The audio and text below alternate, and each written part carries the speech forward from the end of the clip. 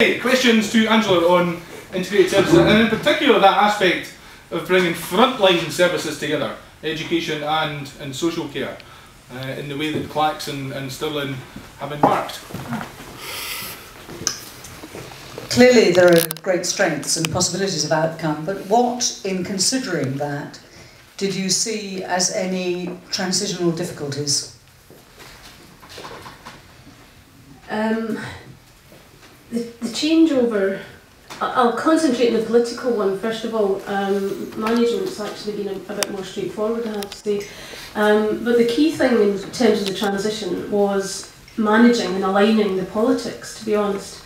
In Clackmannanshire we have a Labour-led council. In Stirling it's an SNP-led administration. So we had to work very closely with the politicians, and if I go back to where we were previously, when there was a lot of work done, I think that the officers got ahead of the politicians, and being mindful of that, we made sure that we worked hand in glove. It wasn't just a case of having both administrations feel comfortable with it. We wanted there to be unanimity across the board when we went to the council for the decision to be taken that a shared service was the way forward.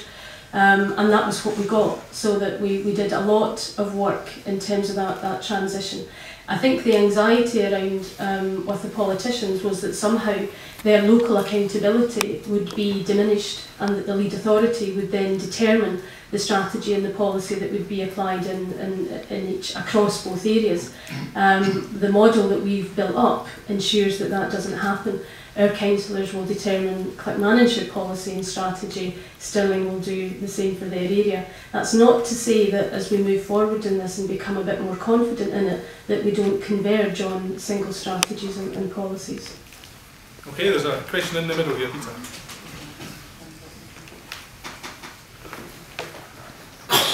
So I'm Peter Finney, I'm speaking as a private individual. Could you tell me what further plans you might have for integration, what savings they might bring about for Clackmannanshire, and then just purely on a personal basis, as somebody who lives just outside Cllr, could I expect my council tax to be reduced? Well, I don't think there's going to be a council tax in the foreseeable future, so I think that might be something that will change over a period of time. On the council tax question, you know that it's been static for a significant period now. At the same time, in Clacks, as we call it, the demand for our services was increasing year on year as in other areas.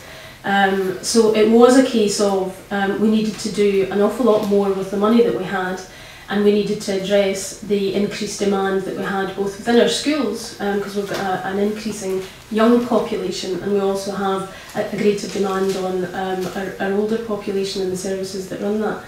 So I think as far as the efficiencies and so on, the key driver is very much being able to cope with that increased demand without seeing a massive increase in resources across the board. At the same time, we will see efficiencies, and this year alone we have seen, I have realised, probably in the region of 180,000 so far. We're in the middle of quantifying other areas. For example, school transport is an area that we're looking at, so that between the two councils we'll be able to rationalise the school transport provision for both mainstream and special needs schools, and that it looks as if there will be significant savings in that. But we want to improve the way that we are delivering education and social services. So it's not just about reducing the cost or becoming more efficient and taking that money out of these services. It's about enhancing, in particular for me, it's about enhancing our education provision for the young people within Clackmannanshire. We see 23% of our young population being educated privately. I want to bring that back into Clackmannanshire so that we're actually seeing strong communities and not that segregation that we currently have within the education provision. So, I mean, there's been a lot of work on what we will achieve in terms of a reduction in the budgets, but we are working on how will that be used to strengthen the way that we deliver services. Okay. A couple of questions up the back here. We'll just take one after the other. Hi there, Cllr from the Built Environment Forum Scotland. Is there such a thing as a service level agreement between the two authorities? Say for instance Stirling felt that Clacks was failing in actually delivering the standard and the outcomes that was expected, what course of resolution would there be? Well, the two heads of service, the joint heads of service, report jointly to the two chief executives. And we've just been through a process just now of setting agreed outcomes for them to achieve. There isn't an SLA as such. I would say that the key thing for us is that the governance is retained by each local authority.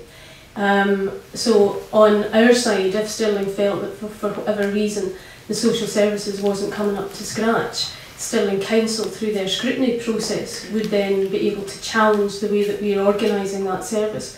But I have to say, the way that we're approaching it is very much on very strong relationships across the board. So we have been at pains to make it quite clear that this is a new model that we're trying to go into, and that we are being very respectful of what's there. It's not that we're dissatisfied across the piece with what we're doing, it's that there is a genuine desire and commitment between officers and elected members to make things much, much better. So we're moving on the basis that we think that the governance arrangements that we've got just now, they're slightly different in each local authority, will enable us to hold the lead authority to account. This month, next week in fact, we will see a joint scheme of delegation being approved on the same day by both councils, giving the same level of authority to the two heads of service to get on and do the job that both councils want them to do. So it's not quite an SLA, but it's using the current governance arrangements that the councils up and down the land use.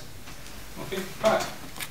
Yes, I wondered if you could explain a bit more about how, if you've got two different authorities, one Labour-led and one SNP-led, who may have different long-term strategic divisions, ideas, how this works with an integrated service.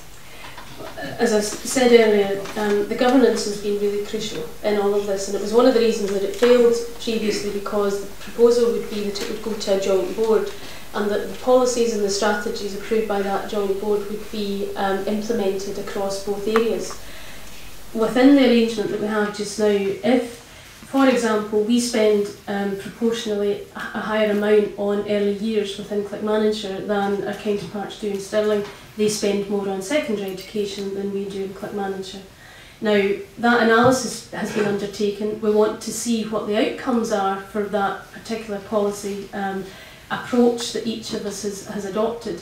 And if we agree that we want to converge on a single one, then we will take that revised policy back to both local authorities to have elected members approve it.